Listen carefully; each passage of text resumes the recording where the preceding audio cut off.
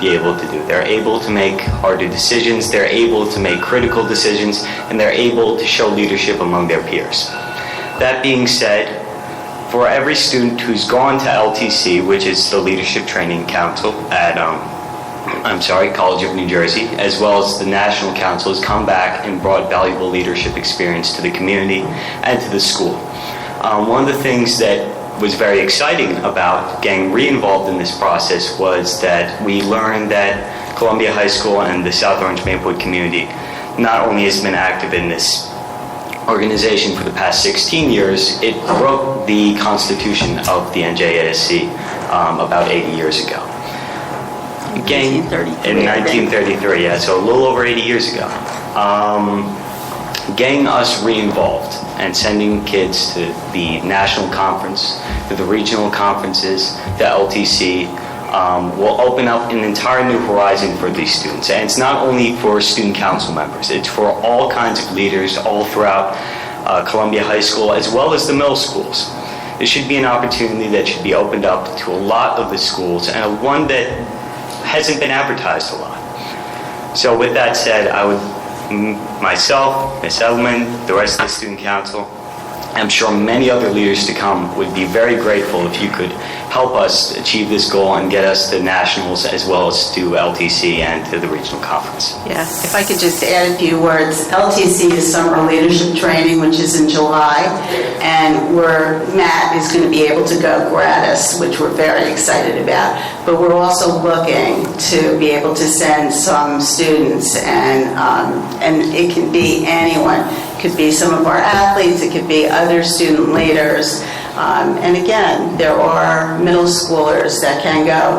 I know that Maplewood Middle School was looking to get involved with State Student Council, and we almost had them going to our January conference. So we are looking to really expand our horizons in regard to State Student Council.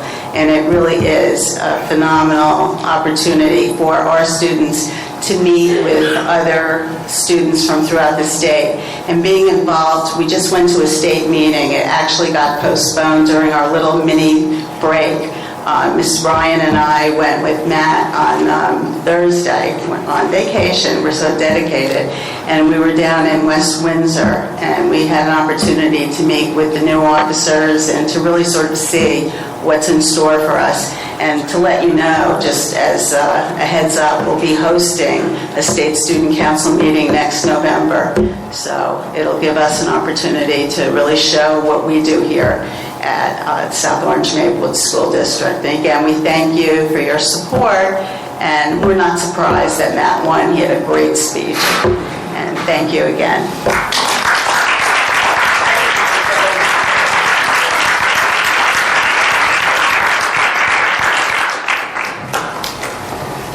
And thank you for your patience to those of you who have been signed up and waiting to speak on topics that are important. I have a speaker on set. Boyd, it's a little hard to make out your signature, so if you can announce your name for us. Absolutely. My name is Maggie Toohey, and I live in Maplewood. And many of us here tonight have from Seth Boyden have spoken with board members, so I will not read what I prepared, and I will be brief, but I wanted to thank you all for the support that you have shown to our school. We do think it's a wonderful school. It reflects the very best of Maplewood, South Orange, and it is a school that needs your attention. The Seth Boyden community looks forward to working with you in supporting the efforts for the children at Seth Boyden. So, thank you. Thank you. And on the MAD program, Ruth Lowencroft.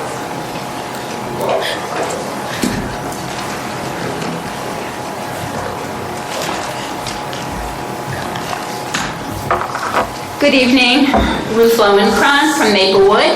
I have a daughter who's a freshman in Columbia, and that's what brings me here today.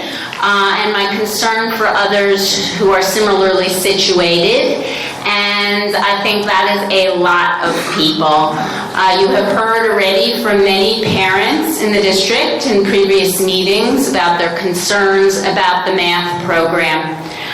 I I am not going to comment on what I think is wrong with the math program. I am not someone who is an educator. I did calculus. I like to think that I know something about math about 50 years ago or so.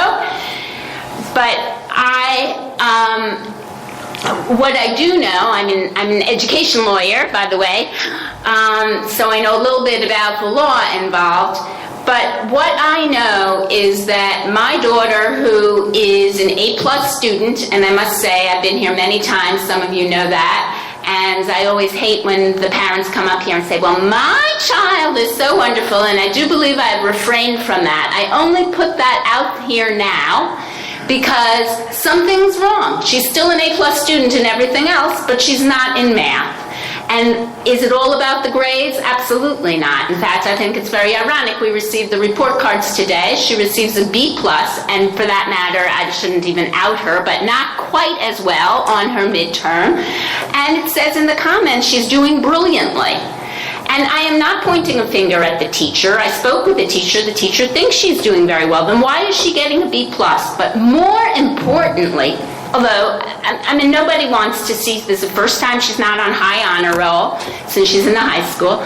But more importantly than what the grades are, she says, I am not understanding the math. I am not doing well. I need a tutor.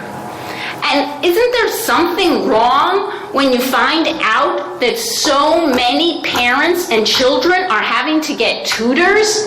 I think there is something radically wrong. So I don't have the idea of what is wrong, but I think my daughter and my experience is a perfect example to you that something is wrong and that it needs to be looked at. Why are there problems in the math department?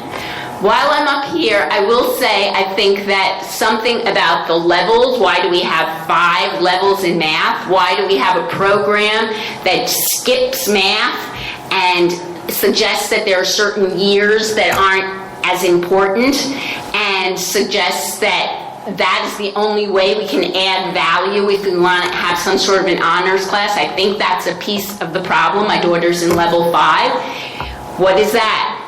Why did we just add a skip program in English when we, I think, are trying to go the other direction in leveling? Why have we heard that social studies has been re-leveled after being de-leveled? I really think that's something to look at too. And I'll just say one last thing, since another speaker also went a little off topic. With all that discussion, I certainly can't say something to all of the teachers in Maplewood Middle who are complaining about the IB program. I mean, they're in the trenches. I can't speak against that. But I know I spent a lot of time trying to bring IB here, and I was very upset that my daughter didn't get IB because she's older, and I certainly like the suggestion of the person who said that it should be brought to the high school. I would just like to suggest that we do not throw out a program. I know I don't even want to say lightly, because surely those teachers don't feel it's lightly. They've been working so hard. But it seems like there's a problem in the administration and not a problem with the IB program. And I think that's something that adds a lot of value to our district and does, as it's advertised, or should, I should say, as it is advertised, help us with the achievement gap. It will not require us to have leveling, but the key to it all is differentiated instruction. And I think, and I've said this many, many, many times over the years, that is what's key. We have to make sure that our teachers are differentiating instruction, and that is how the IB program will be improved. Okay, sorry for going off topic, but really thank you very much for hearing me on the math. Thank you. Again, on the math, Dee, and you'll give us your last.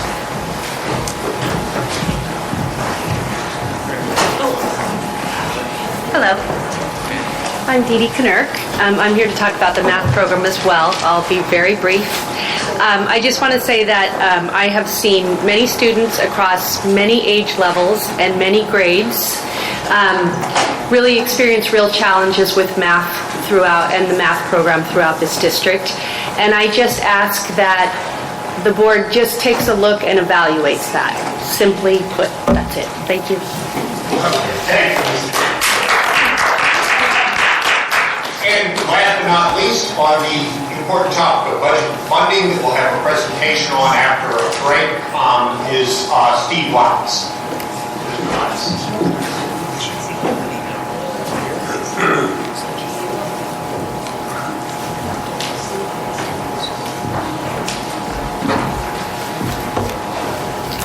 You've been subjected to too much, so I will pass tonight, but I'll address you in writing in the coming week. And I would suggest you have a lot ahead, so in the tradition of old boards, you should probably take a 5 or 10 minute break right now. We'll also have an opportunity now, although we don't have formal dialogue as previously discussed, to the extent there's anything in what was said by any of the topics that from the administrative point of view on baseball in particular, on which we heard the most speakers, if our acting superintendent wants to say anything. I just want to thank everyone who came forward this evening to speak about our baseball program. Their sincere and persistent voices help us ensure that we provide the best possible athletic programs while complying with all applicable laws, including the Anti-Bullying Bill of Rights Act. I have instructed our in-house counsel, who serves in the role of the anti-bullying coordinator, to dedicate all of the resources of his office to ensure that all of our athletic and extracurricular staff continues to receive training and support to assist their efforts to comply with all the relevant laws.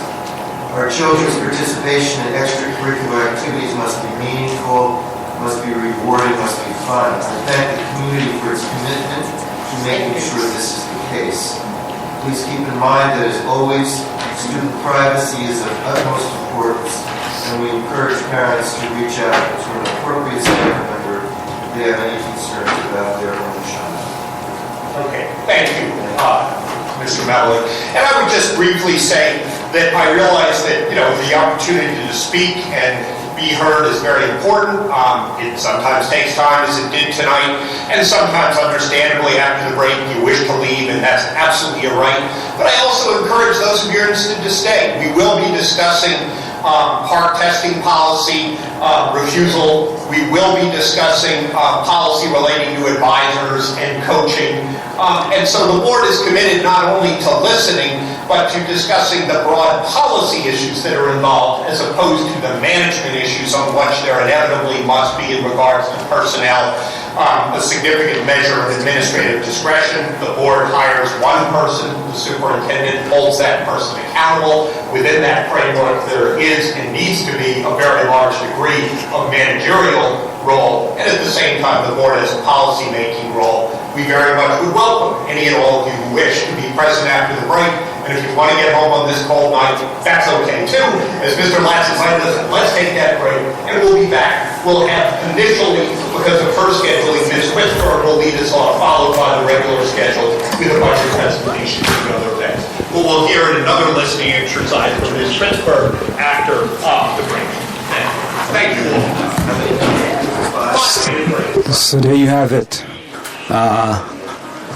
The final talk here for people from talking about the board and just different things out here.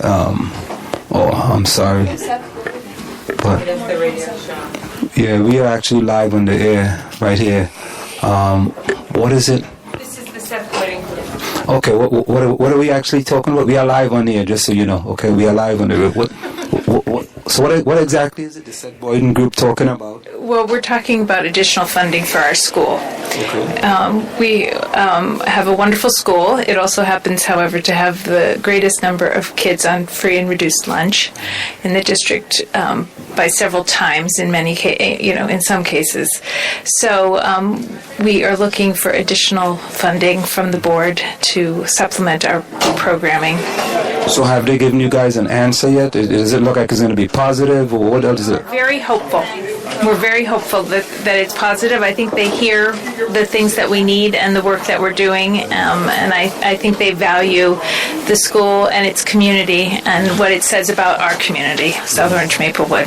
So it is. No, this is something that for the students at Seth Boyden that's needed, and approximately how much money are you looking for? Well, we haven't put dollar amounts on anything. We've simply asked. We are one of the 4 Title I schools in the district.